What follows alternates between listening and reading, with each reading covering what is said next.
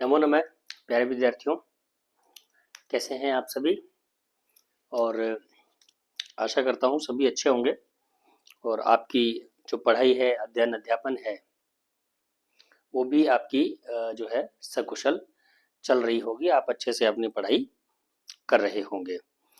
तो आज का सेशन हम आरंभ करते हैं।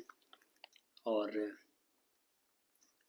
आपको पता है कक्षा 10वीं का संस्कृत विषय हम पढ़ रहे हैं और संस्कृत में भी हम 2 पाठ पढ़ चुके हैं हमारी पाठ्य पुस्तक के। आज यहाँ पर हम कायदे से तीसरा पाठ पढ़ना चाहिए, लेकिन तीसरा पाठ हम नहीं पढ़ेंगे।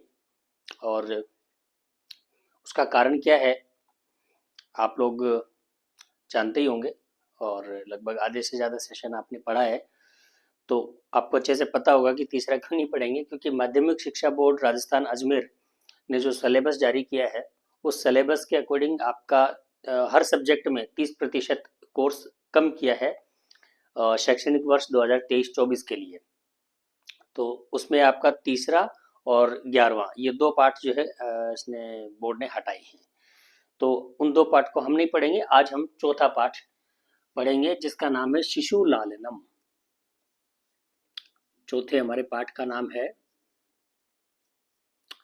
शिशु लालनम, यानी शिशु का पालन। शिशु कहते हैं छोटे बच्चे को, ठीक है, शिशु लालनम। तो इस पाठ को हम पढ़ेंगे। ये मुख्य रूप से रामायण से जो है संबंधित है। रामायण का जो पार्ट है, महाराजा भगवान श्री राम और जो लवकुश उनके जो पुत्र हैं उनके बीच का जो संवाद है, उस संवाद को प्रकट करते हुए इस पाठ को जो है लिखा गया है। इसका देखिए, सबसे पहले तो इनके जो कवि हैं, रचयिता हैं, उसका आपको अच्छे से पता होना चाहिए कौन रचयिता है।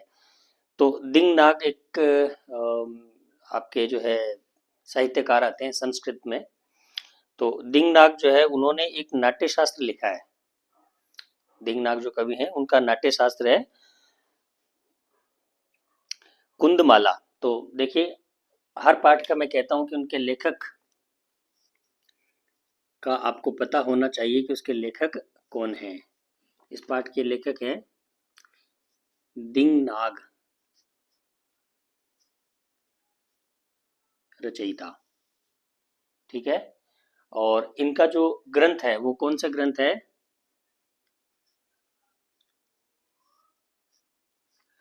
कुंदमाला।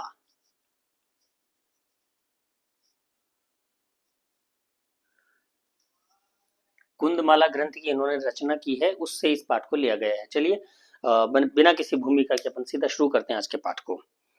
तो और जहां जरूरत पड़ेगी मैं आपको लिखवाता रहूंगा। तो सीधा हम शुरू करते हैं।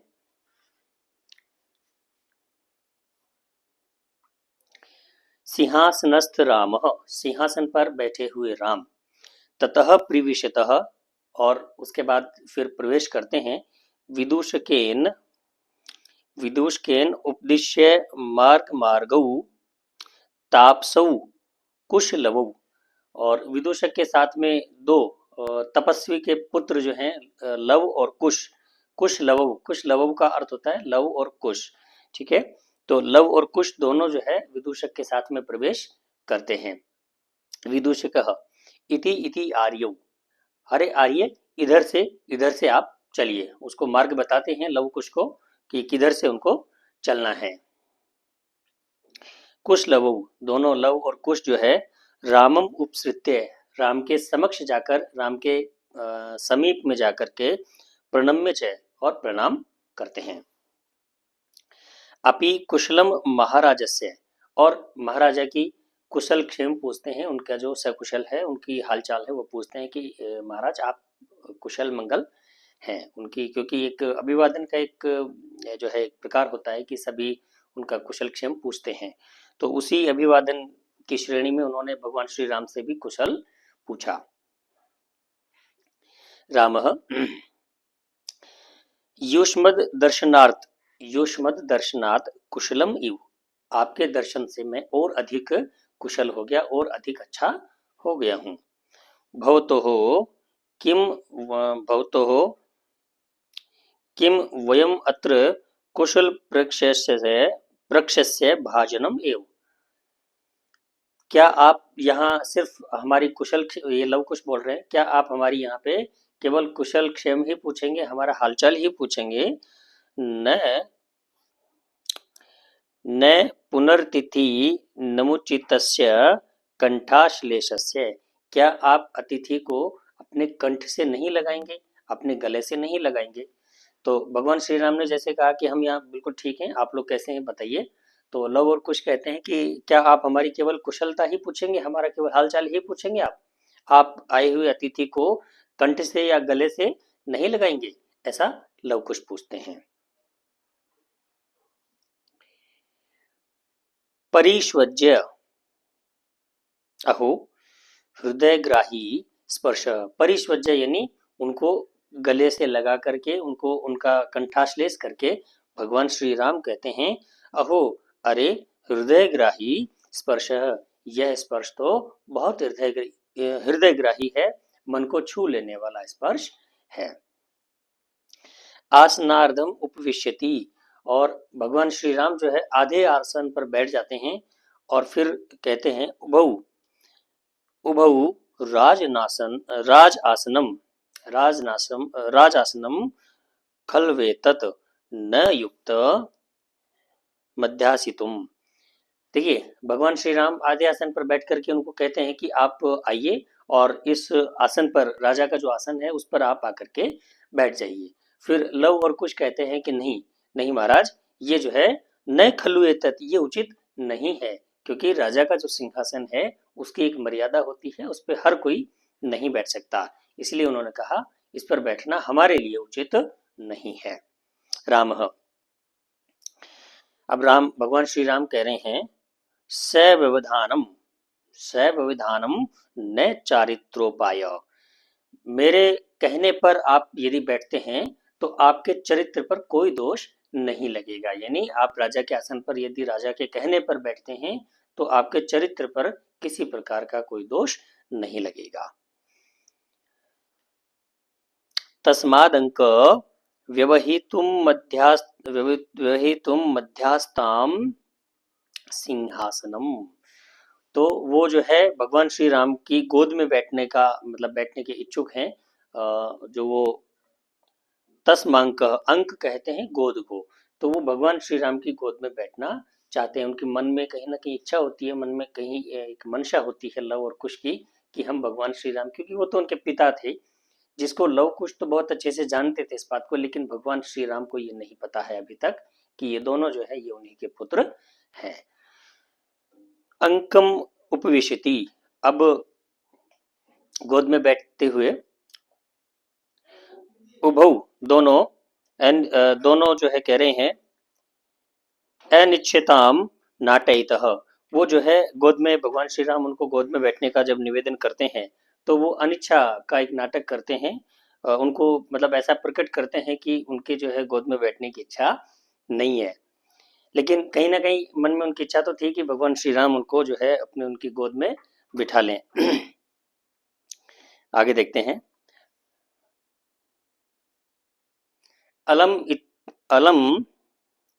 अलम इत्यादि क्षणेन, वो कह रहे हैं भगवान श्री राम ने कहा कि इतना आप जो है ये जो आप दिखावा कर रहे हैं ये अलम यानी पर्याप्त है, बस आप और अधिक दिखावा नहीं करें।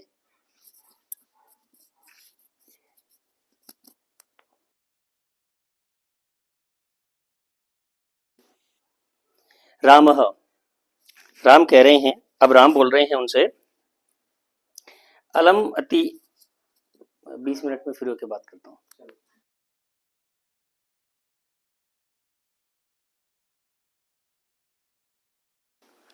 राम है, अब भगवान श्री राम कह रहे हैं, देखिए नहीं, लव कुश ने जो है उनको कहा कि आप जो है इतनी दयालुता हमें मत दिखाइए, इतनी दयालुता आपको दिखाने की आवश्यकता नहीं है, ये दयालुता जो आप दिखा रहे हैं वो पर्याप्त है। अब आगे देखिए, राम, भगवान श्री राम कह रहे हैं अलम इति शालीनतया, आप जो ये शालीनता दिखा रहे हैं और आप जो एक ये विनम्र होने का जो हमें एक मतलब ढोंग टाइप बता रहे हैं, तो वो करने की आपको आवश्यकता नहीं, भगवान श्री राम ने कहा। तो अब देखिए श्लोक है ये आपके लिए। भवती शिशुजनो वयोनुरोधात्, भवती शिशुजनो वयोनुरोधात्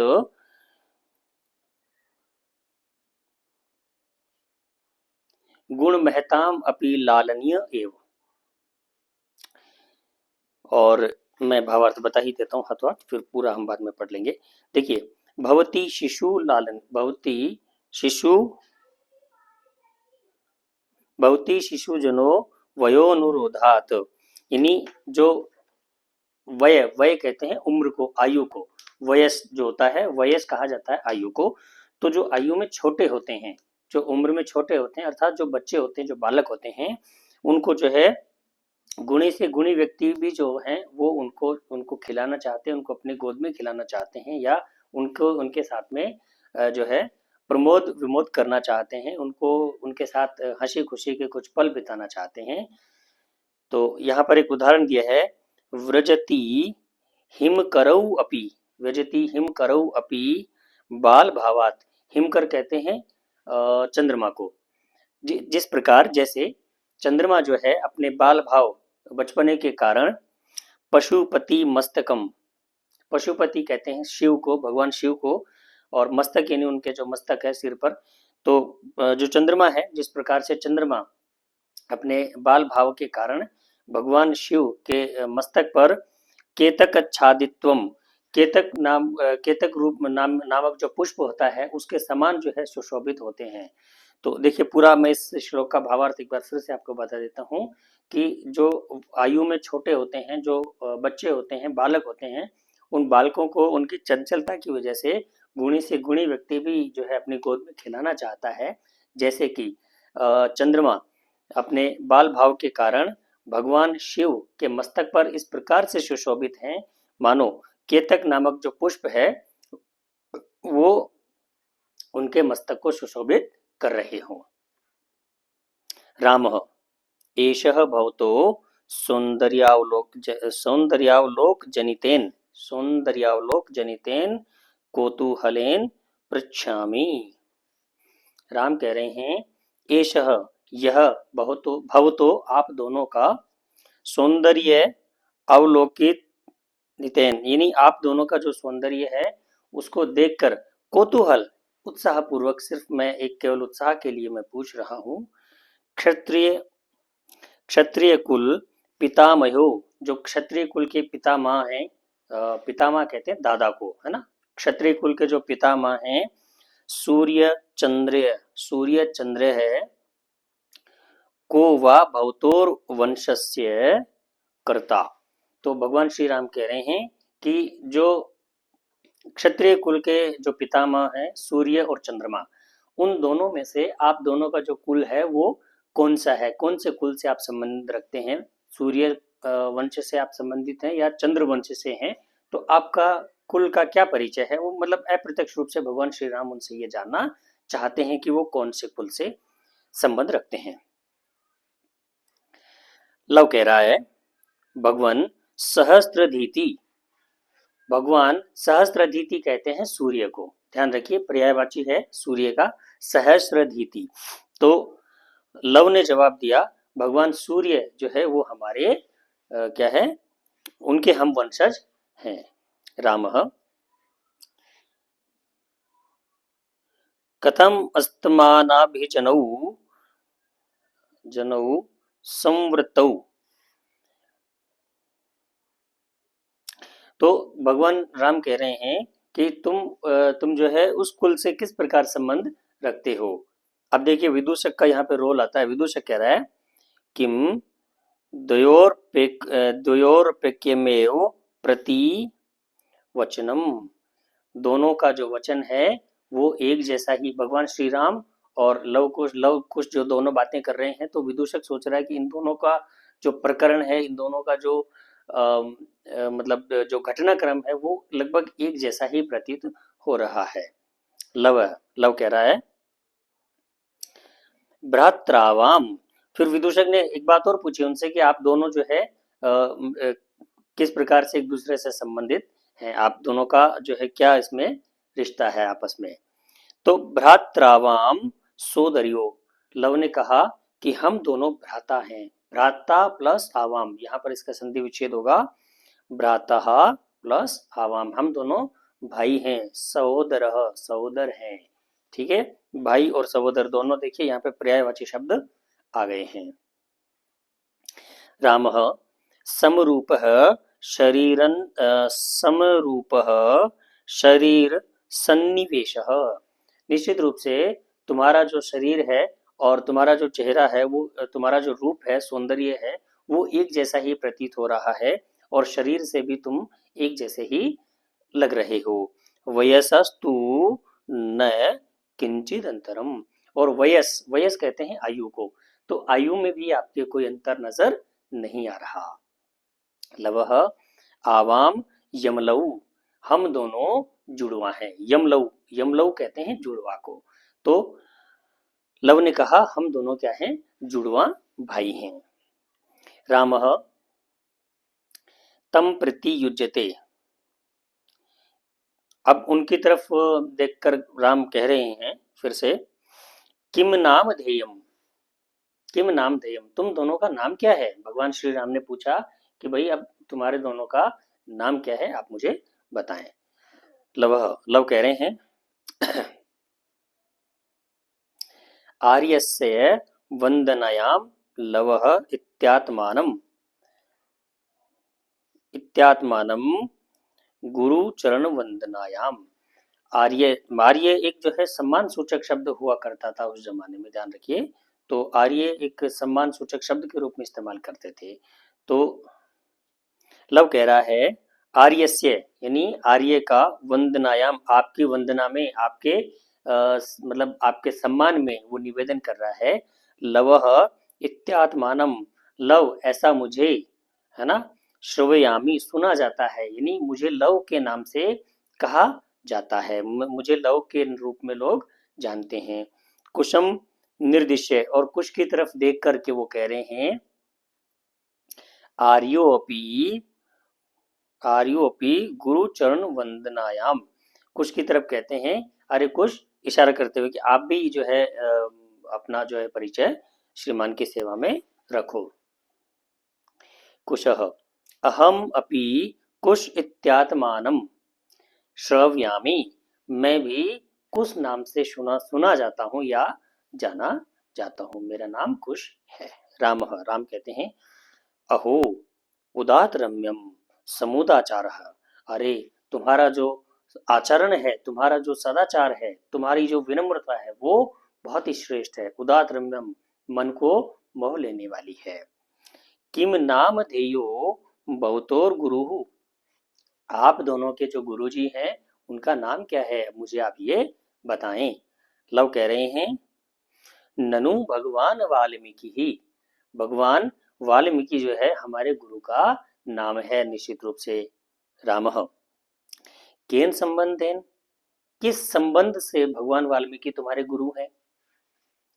लव उपनयन उपदेशेन, उपनयन के संबंध से, उपनयन संस्कार के संबंध से वो हमारे क्या हैं, गुरु हैं। देखिए उपनयन संस्कार एक संस्कार होता है जो शिक्षा आरंभ की जाती है, विद्या आरंभ करते समय जो संस्कार किया जाता है। भारतीय संस्कृति में कुल 16 संस्कारों का विधान है, जिसमें सबसे पहला संस्कार होता है गर्भाधान और अंतिम संस्कार होता है अंत्येष्टि जिसको कहते हैं। तो इन 16 संस्कारों में, हालांकि याज्ञवल्क्य जो स्मृति है उसमें तो केवल 12 संस्कारों को ही जो है अपनाया गया है, माना गया है, लेकिन जो मनुस्मृति है, मनुस्मृति के अनुसार भारतीय संस्कृति में कुल 16 संस्कारों का विधान है, जिसमें 11वां जो संस्कार आता है वो होता है उपनयन संस्कार। जो किसी भी बच्चे का शिक्षा आरंभ जब होती है, गुरुकुल में जब वो जाते हैं, विद्या आरंभ जब वो करते हैं, तो उनका एक उपनयन संस्कार किया जाता है कि वहां से वो जो है शिक्षा प्राप्त कर सकते हैं। तो लव कह रहे हैं कि जो उपनयन संस्कार हमारे गुरु ने हमारा किया है विद्या आरंभ करने के लिए, तो उस संबंध से, उस जो है लिहाज से हमारे वो गुरु हैं। राम कह रहे हैं अहम अत्र भवतो जनकः नाम तो वेदितुम इच्छामि, भगवान देखो उनको कहीं ना कहीं एक थोड़ा सा हल्का फुल्का मन में आभास होने लगा है कि ये इनका संबंध हमारे कुल से ही है, सूर्य वंश से ही है। तो अब वो एक एक चीजें बहुत खोल करके पूछना चाहते हैं लव और कुश से। तो उन्होंने कहा कि अब मैं आपके जो पिता हैं, आपके जो जनक हैं, उनका नाम मैं जानना चाहता हूँ, उनके विषय में मैं जानना चाहता हूँ कि आपके पिताजी कौन है, आपके पिता का नाम क्या है। लव कह रहे हैं नहीं जानाम्यस्य नाम ध्येयम, हम जो है उनका नाम नहीं जानते हैं। न कश्चित अस्मिन् तपोवने तस्य नाम व्यवहरति। देखिए कितनी बड़ी बात कह रहा है। और इस तपोवन में देखो हम तो जानते ही नहीं है, कुछ ने कहा लव ने कि हम तो उनका नाम जानते ही नहीं है, लेकिन इस तपोवन में उनका नाम कोई लेता भी नहीं है, उनका कोई नाम लेने की हिम्मत नहीं करता है। ऐसा किसने कहा? लव ने। राम राम कह रहे हैं अहो अहो महात्मयम, अरे बहुत अजीब है। कुश जानाम्य हम तस्य नाम ध्येयम। अब कुश कह रहा है मैं जानता हूं उनका क्या नाम है। जैसे कि लव ने तो मना कर दिया, भाई मैं तो उनका नाम जानता ही नहीं हूं और ना ही इस तपोवन में उनका कोई नाम लेता है। तो राम ने कहा अरे बड़े आश्चर्य की बात है, उनका कोई नाम नहीं लेता है, कारण क्या है? तो इतने में कुश बोलता है मैं उनका नाम जानता हूँ। तो राम कह रहे हैं कथ्यताम, कहिए क्या नाम उनका? कुश निर्नुक्रोश नाम, उनका नाम निर्नुक्रोश है। निर्नुक्रोश कहते हैं निर्दयी को, ठीक है। तो उनका नाम क्या है? निर्दयी है, वे निर्दयी हैं। वयस्य अपूर्वम खलु नाम ध्येयम, अरे ये तो बड़ा विचित्र नाम है। भगवान श्री राम ने कहा यह नाम तो बहुत विचित्र है, ऐसा नाम तो हमने कभी सुना ही नहीं है। विदूषक कह रहे हैं विचिंतित, सोचते हुए, मन में कुछ सोच रहे हैं। एवं तावत एवं तावत पृच्छामि निर्नुक्रोश इति क एवं भणति। अब वो उनसे पूछते हुए कह रहे हैं लव और कुश से कि भाई आप ये बताइए कि निर्नुक्रोश इति, जो निर्नुक्रोश वो कहती हैं, क एवं भणति, भणति बण बण कहते हैं बोलने को, कहने को। तो निर्नुक्रोश उनको कौन कहता है? कुछ कह रहा है अम्बा, मेरी माताजी कहती हैं, ठीक है।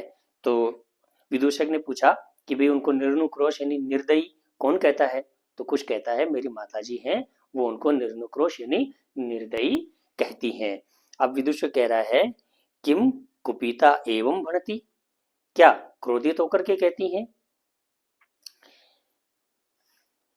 अतः प्रकृतिस्था, या उनका स्वभाव ही ऐसा है कि वो अक्सर केवल निर्दयी के नाम से ही संबोधित करती हैं। तो विदूषक कह रहा है कि वो विदूषक सॉरी आपकी जो माता है वो उनको निर्दयी कहती हैं। तो निर्दयी क्यों कहती हैं? क्या वे क्रोधित होकर के कहती हैं या उनका स्वभाव ही ऐसा है, प्राकृतिक रूप से ही वो उनको निर्दयी के नाम से बुलाती हैं? कुछ कह रहा है यद्यावयोर बाल भाव जनितम, यदि जब हम हमारे बाल भाव के कारण किंचित विनयम पश्यति, जब हम कुछ शरारतें करते हैं, तदा एवं अधिक्षिप्यन्ति, तब वो हमको डांटते हुए कहती हैं निर्नुक्रोशस्य पुत्रौ, अरे निर्दयी के पुत्रों माँ चापलम इति, शरारत मत करो, ऐसा वो हमें कहती हैं। देखिए बहुत मतलब एक भाव विभोर कर देने वाला पाठ है। वास्तव में इसको अगर गहराई से आप लोग पढ़ेंगे तो बड़ा आनंद आता है, बड़ा मजा आता है पाठ को पढ़ने में। आगे देखते हैं। विदूषक कह रहा है एतयोर यदि पितुर्निर्नुक्रोश इति नाम ध्येयम, एतयोर जननी तेनावमानिता निर्निवासिता एतेन वचनेन दारुकौ निर्बंधस्ति। यानी अब विदूषक कह रहा है इनकी माता अगर इनके पिता को निर्दयी कहती हैं, या तो वे जो है वो उसको उसके पिता जो है उसको निष्कासित किया हुआ है, उसके पिता ने उनको जो है घर से बाहर निकाल रखा है, निष्कासित किया हुआ है, या फिर वे जो है उनके पिता से जो है निर्वासित हैं, या उनके पिता से जो है उनकी बनती नहीं है, इसलिए वो उनको निर्दयी कहती होंगी। अब राम कह रहे हैं, भगवान श्री राम स्वगतम अपने मन में सोचते हुए कह रहे हैं, धिंगमाम एवं भूतम मेरे जैसे प्राणी को धिक्कार है। भगवान श्री राम को अब देखिए कहीं ना कहीं ये आभास होने लगा है, कहीं ना कहीं ये महसूस होने लगा है कि ये जो पुत्र हैं ये मेरे ही पुत्र हैं, और जिनके पिता और माता के बारे में मैं जानना चाहता हूँ, इतनी देर से मैं जो प्रयत्न कर रहा हूँ, इनके कुल आदि के विषय में जानने का जो मैं प्रयास कर रहा हूँ, वो सारा वृतांत जो है हमसे संबंधित है। इनकी माता का नाम सीता है, मेरा नाम राम है, हमारा जो कुल है वो एक श्वाको कुल है, रघुवंश कुल है, तो रघुकुल है, सूर्य वंश से हम संबंधित हैं। तो उनका जो प्रकरण है वो समझ करके उनके मन में अब कहीं ना कहीं भगवान श्री राम को ये आभास होने लग गया है कि ये दोनों क्या है, मेरे ही पुत्र हैं। इसलिए वो कह रहे हैं भगवान श्री राम, धिंगमाम एवं भूतम, यानी मेरे जैसे प्राणी पर धिक्कार है। भूतम, भूत कहते हैं प्राणी को, तो मेरे जैसे प्राणी पर धिक्कार है। सा तपस्वी, सा तपस्विनी, वो जो तपस्वी है, सीता के बारे में कह रहे हैं, वो जो तपस्विनी है, मत कृते नापराधीन मेरे द्वारा किए गए अपराध, स्वापत्यमेवं स्वापत्यमेवं मन्यो ग्रह भरक्षरई निर्बंधस्ति, यानी मेरे द्वारा जो अपराध किए गए हैं उनको वो जो तपस्विनी है वो उनका फल भोग रही है।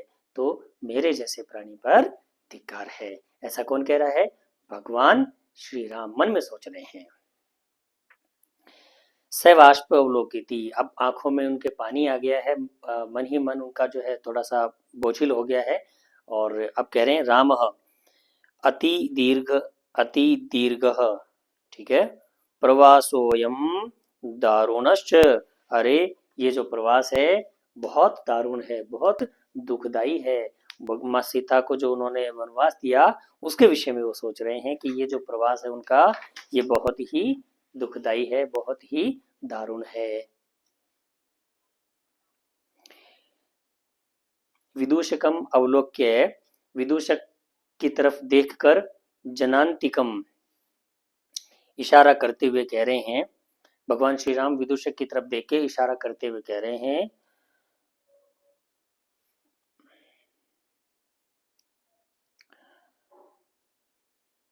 कुतूहलेन विष्टो मात्र मन्योर्तनाम तो वेदितुम इच्छामि। वो कह रहे हैं इशारा करते हुए विदूषक को कि इनका जो इन्होंने जो वृतांत सुनाया है उसको सुन करके इनके माता के विषय में जानने की मेरी जो है उत्सुकता बढ़ गई है। इनकी माता का मैं नाम जानने के लिए बहुत उत्सुक हूँ। अब लेकिन आगे क्या कह रहे हैं देखो, न युक्तम च, और लेकिन ये जो है युक्त उपयुक्त नहीं है, स्त्री गतम अनुयुक्तम, स्त्री के विषय में पूछना बिल्कुल भी उपयुक्त नहीं है। मैं इनकी, हालांकि मैं इनकी माता का नाम जानना तो चाहता हूँ, लेकिन किसी स्त्री के विषय में पूछना बिल्कुल भी उपयुक्त नहीं है, ऐसा भगवान श्री राम सोच रहे हैं। विशेषतः विशेषतया अस्मिन तपोवने, इस तपो विशेष रूप से इस तपोवन की जो स्त्रियां हैं उसके विषय में पूछना तो बहुत ही पाप का कार्य है, ऐसा भगवान श्री राम कह रहे हैं। तत्कोत्रभ्युपाय, तो फिर अब यहाँ क्या उपाय है, हम किस प्रकार इनकी माता के विषय में जान सकते हैं। विदूषक है, विदूषक कह रहे हैं जनांतिकम, इशारा करते हुए, अहम पुनः पश्यामि, मैं फिर से पूछता हूँ। विदूषक ने कहा कि मैं फिर से प्रयास करता हूँ। हालांकि ये बालक बहुत चतुर हैं, चालाक है, बहुत कुछ पूछने के बाद भी नहीं बता रहे हैं, लेकिन कह रहे हैं कि मैं फिर से प्रयास करता हूँ, फिर से मैं पूछ कर देखता हूँ। प्रकाशम, यानी अब जोर से प्रत्यक्ष रूप से कह रहे हैं, जोर से बोल करके कह रहे हैं, किम नाम धेया यूयोर जननी, आप दोनों की जो जननी है, जो माता है, उनका क्या नाम है। देखिए यहाँ पर विलोम शब्द आए हैं, इससे पहले जनक शब्द आया था, अब यहाँ पे जननी आ गया, तो जनक का विपरीत अर्थ हो गया आपका जननी। लव कह रहे हैं तस्याद्वे नामनी, उनके उनके दो नाम हैं। विदूषक कथम यु, किस प्रकार दो नाम कैसे हैं, किसी के दो नाम कैसे हो सकते हैं?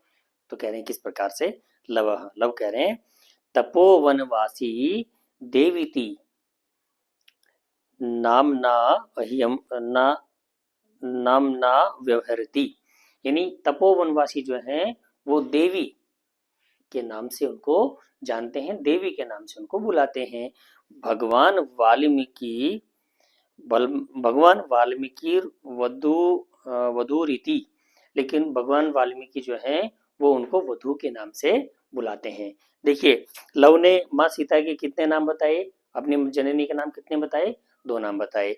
उन्होंने बताया कि वनवासी जो है वो उनको देवी के नाम से जानते हैं, लेकिन जो वाल्मीकि हैं, गुरुदेव वाल्मीकि हैं, भगवान जो वाल्मीकि हैं, वे उनको वधु के नाम से बुलाते हैं। प्रश्न बन सकता है, ध्यान रखिए।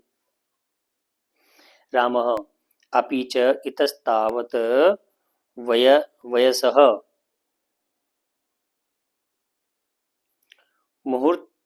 वयसः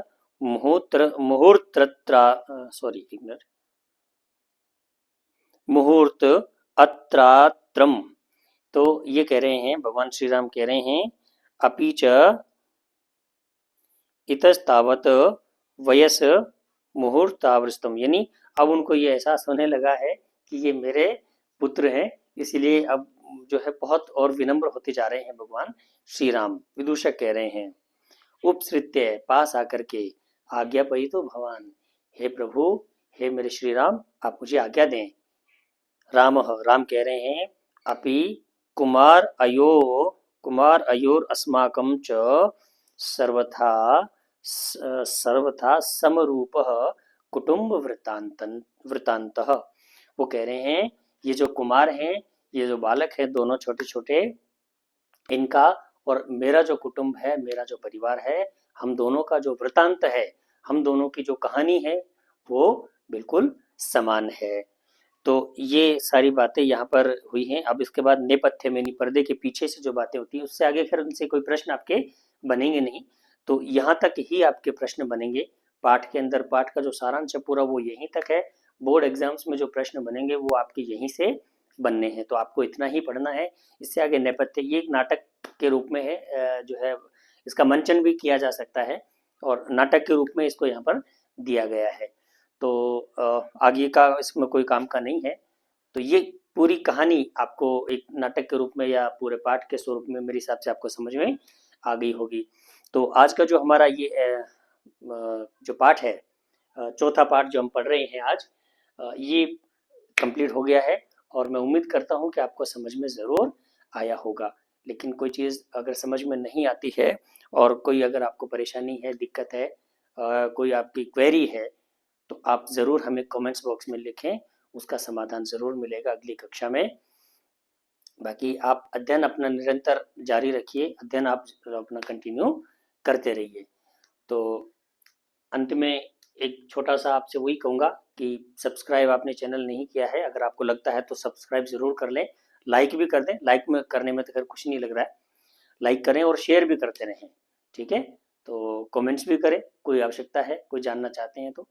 बाकी एक और चीज़ कि व्हाट्सएप ग्रुप आप ज़रूर ज्वाइन कर लें। अगर आपने ज्वाइन नहीं किया है तो नीचे लिंक दिया है डिस्क्रिप्शन में, उस लिंक को क्लिक करके आप हमारा जो व्हाट्सएप ग्रुप है उसको ज़रूर ज्वाइन कर सकते हैं, ताकि जो भी इंफॉर्मेशंस होती हैं क्लास से संबंधित, कक्षा का जो लिंक है वो आपको मिल जाएगा। और दूसरी बात, अगर आप सब्सक्राइब करते हैं तो आपको सब्सक्राइब करके आप बेल आइकन को जैसे ही दबाएंगे तो जब भी आप यूट्यूब खोलेंगे, हमारी क्लास जैसे ही अपलोड होगी और जैसे यूट्यूब खोलेंगे तो सबसे ऊपर आपको हमारा वीडियो नज़र आ जाएगा, सबसे ऊपर आपको मिल जाएगा। तो आपको चैनल ढूंढने की आवश्यकता नहीं पड़ेगी, सब्सक्राइब करने का फ़ायदा ये है। तो फिलहाल आज के लिए ये जो कक्षा है इसको हम यहीं समाप्त करते हैं और आप अपना जो अध्ययन है, अपना अध्यापन है और अपनी स्टडी है, उसको आप अच्छे से जारी रखिए। स्वास्थ्य का ध्यान ज़रूर रखिए, क्योंकि स्वास्थ्य अगर खराब हो गया तो सारी चीज़ें हमारी धरी की धरी रह जाएंगी, है ना। तो आप लोग मस्त रहें, व्यस्त रहें और एकदम तंदुरुस्त रहें, ठीक है। अब मिलते हैं अगली कक्षा में, तब तक के लिए नमो नमः।